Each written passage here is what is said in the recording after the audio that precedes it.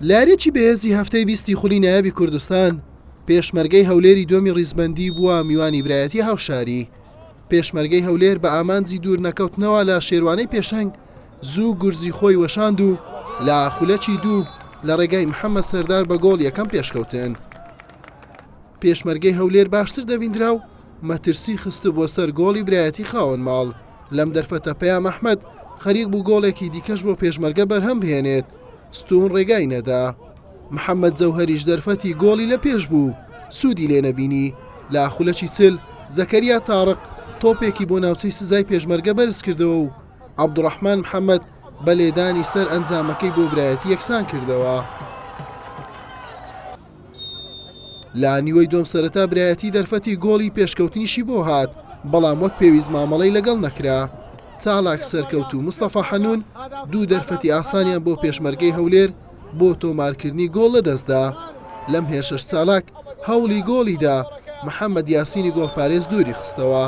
لە خولەکی 73 ناوبژوان لێدانێکی سزای بۆ پێشمەرگەی هەولێر ئەژمار کرد.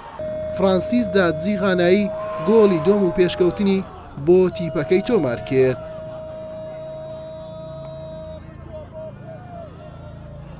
لە کاتێکدا برایەتی پێویستی بە گۆڵ یەکسانی بوو، پێشمەرگەی هەولێر بە هێرش هەڵگەڕاوەکان مەترسیدارتر بوو، نزیکتریش بوو لە گۆڵی زیاتر. ئەنجام تا کۆتایی وەک خۆی مایەوە، بە سەرکەوتنی پێشمەرگەی هەولێر بە ئەنجامی 2 گۆڵ بەرامبەر گۆڵێک تەواو بوو. بێگومان یاریەکە بۆ ئێمە یاریی زۆر قورس بە تایبەتی لە نێو یاریگای برایەتی یانی برایەتی ئەو ساڵەکە لە باشترین ئاسیدا یاریزانەکانی هەر هەموو عناسرەکانی لە هەموو یاڵەکانی یاریزانی گەنجن. بەڕاستی بۆ ئێمە یاریێکی ئاسان نەبوو، بەڵام ئێمە دیسان ڕۆژێکە ئیشمان لە سەخالە بەهێزەکان و خاڵلاوازەکان یانی برایەتی کردیا. لە ژێمی یەکەم بە دیفاع منتقی منەظەم ئیشمان کرد و ئیشمان لە هەزمە مرتەدەی سەریع کرد. الحەمدولیلا تانیمان گۆڵ تۆمار بکەین، چەندیش فرسەشمان هەبوو. هیوای وەختێکی باشتر بۆ یانی برایەتی دەخوازین. ئینشاڵڵا یاریەکانی داهاتوو هەوڵ دەدەین ئەو کەون کوڕیانێک ئەو ڕەهەمان بوو بە تایبەتی لە ناوەڕاست و لە سواندنی فرسەکان. ئینشاڵڵا ئیشی لەسەر دەکەین بۆی بە باشتری بەدیارکەوین. چەند ڕۆژێکە ئێمە لەوانەیە تەنها یەک وحدەتە دیمان ئەنجام داوە دوای یاری لەگەڵ یانی هەولێر. کێشەیەکی دارایی هەیە و کێشەیەکەوا زۆربەی یانەکانی کردەوە.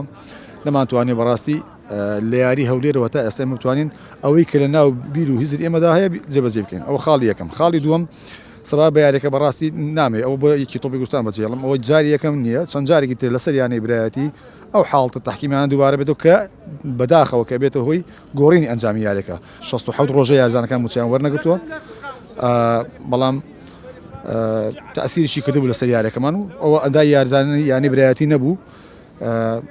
پیرۆزیان بە یانی پێشمەرگە، بەڵام یانی پێشمەرگە یاریێکی یعنی مامناوەندی ئەنجامدا. ئەو یاری بارزە نەبوو کە تیپێک بێت پاڵەوان دەبێت باشتر یاری بکات لە شێوازە.